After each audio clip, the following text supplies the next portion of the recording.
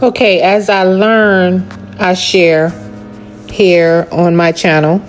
And so today I wanted to talk about beheading. And what does beheading mean? It means cutting off a person's head, usually as a way to kill or punish them. And it is one of the most extreme forms of violence used to control, terrorize, and send a message to others who don't believe like them. When people go this far, it's not just about the individual victim. It is about using fear to force whole communities to submit, stay silent, or conform. So beheading is intentionally separating the head from the body, typically with a blade or mechanical device, and is always fatal for humans. Historically and today, it has been used as a method of execution and as a way to display power over enemies or non-believers. Why someone goes to that extreme? Researchers find several patterns behind extremist violence, including beheadings. That us versus them mindset. You'll notice this in many different isms. Extremists split the world into a in-group, the true believers, and a out-group, those who are wrong, dirty, or dangerous. And then see harming the out-group as justified or even holy. Perceived threat. They are told or come to believe that people who think differently threaten their group's survival, identity, or way of life, which makes violence feel like defense. Dogmatism and rigidity. People with very rigid, dogmatic worldviews who struggle to process new evidence are more likely to endorse violence to protect their beliefs or group. Personal uncertainty and deprivation. Feelings of humiliation, injustice, or deprivation can push someone toward groups that promise certainty, status, and a clear enemy to blame. Status and belongings. In some violent groups, participating in brutal acts like beheading or recording violence is a way to gain approval, rank, or honor inside the group. So in other words, the violence is a twisted combination of belief, identity, fear, and the search for power and belonging, not just random cruelty. I asked for the who, what, when, why, where, big picture. The who is violent extremist, can come from religious, political, ethnic, or the nihilistic hate everyone movements. The common factor is a mindset that accepts or celebrates violence for the group's goal. What? Beheading is one tactic among many bombings, shootings, stabbings, used to shock, punish, and send a message of dominance and terror. The when. Beheading has been used for centuries as a public execution method and continues in some modern states in extremist organizations. This world is something else. Where it appears in conflict zones, in some legal systems that still allow beheading as execution, and in propaganda videos by extremist groups trying to spread fear globally. Why? It's for control. The goal is to control bodies, beliefs, and behavior. If you don't submit, this is what happens to you, and to frighten others into silence or obedience. Why they target people who don't believe like them. It says here that extremist belief systems often frame disagreement as betrayal or evil, not just a different opinion. So non-believers become targets. Leaders exploit religion, ideology, or identity to justify violence, claiming that hurting outsiders is necessary to protect the group, honor, or God.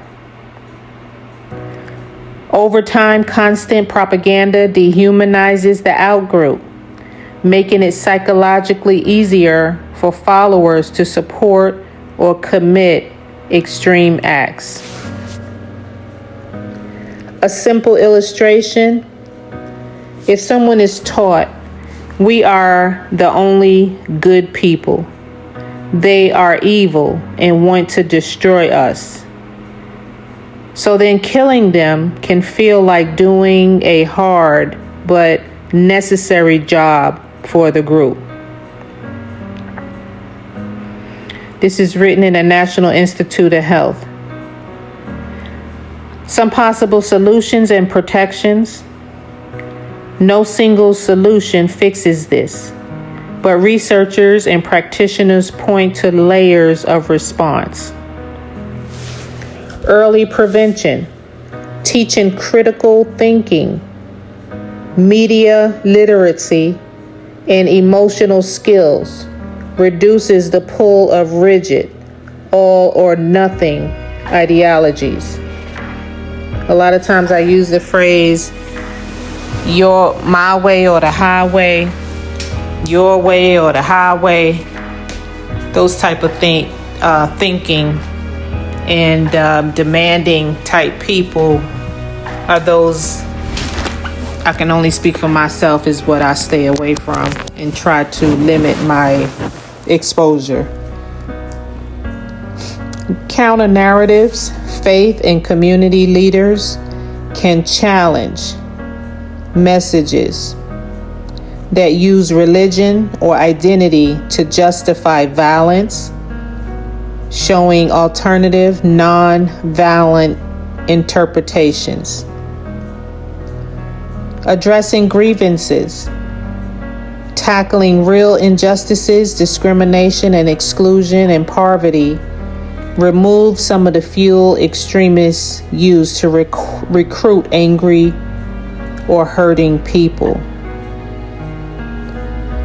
Exit and support programs. Some people can leave extremist groups when giving counseling, safe ways out, and a new sense of purpose and community.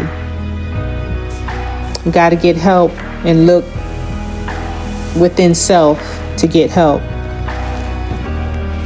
Legal and security measures, laws against incitement and terrorism, plus protection for targeted communities are part of limiting what violent actors can do.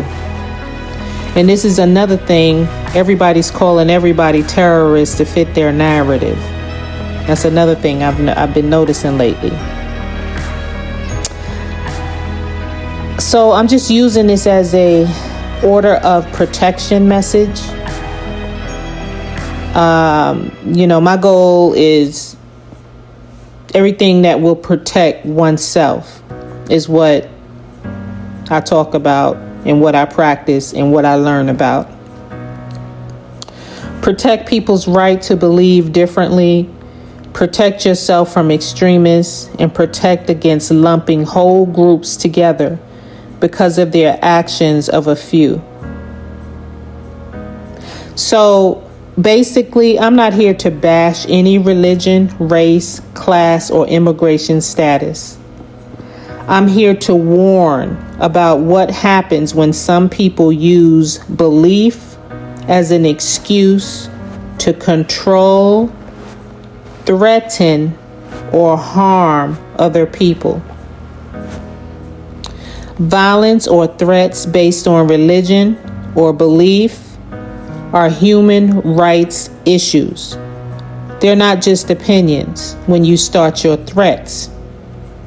And the concern is real when you hear talk of punishing or killing people for not believing the same way that you do.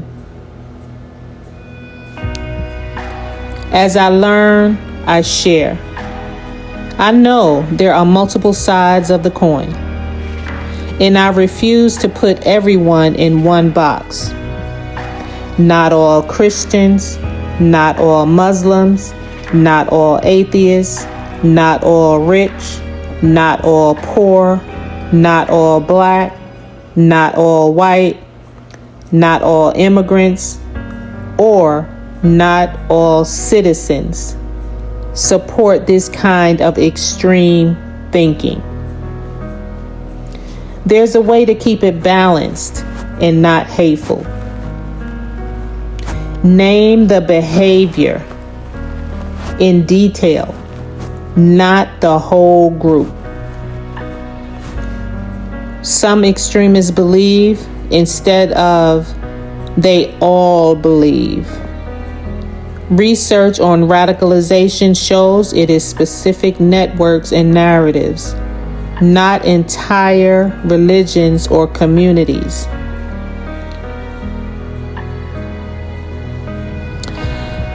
I understand why some groups feel hurt or afraid. But when that pain turns you into, you must believe like me or die, that crosses the line from faith into abuse and control.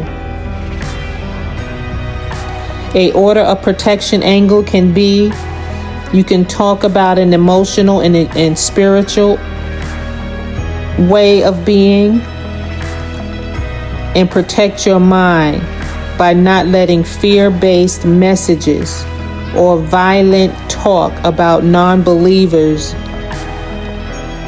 become normal in your head.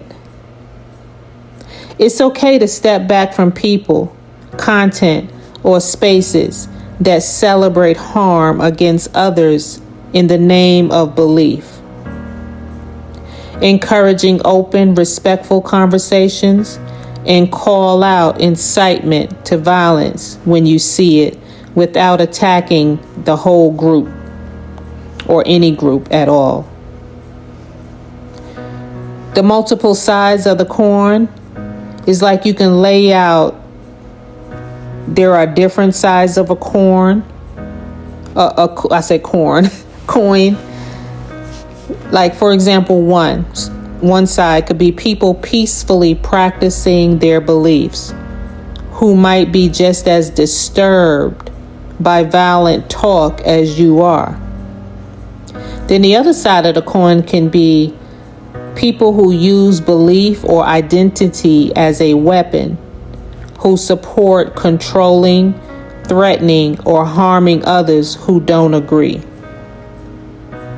And then the rim of the coin, the rest of us trying to live together, protect each other's basic rights, and stay out of both hate and denial. So I get this from lately. I've been hearing talk that sounds like, if you don't believe like us, you deserve to be punished or even killed. And I want to be clear, this is not about all Muslims, not about all Christians, not about all immigrants, not about all, whether you're rich or you poor. It's not a all anybody. This is about the dangerous few who use belief as a weapon to control and terrify. Around here, we protect freedom of belief and protect ourselves without normalizing threats and romanticizing extremists.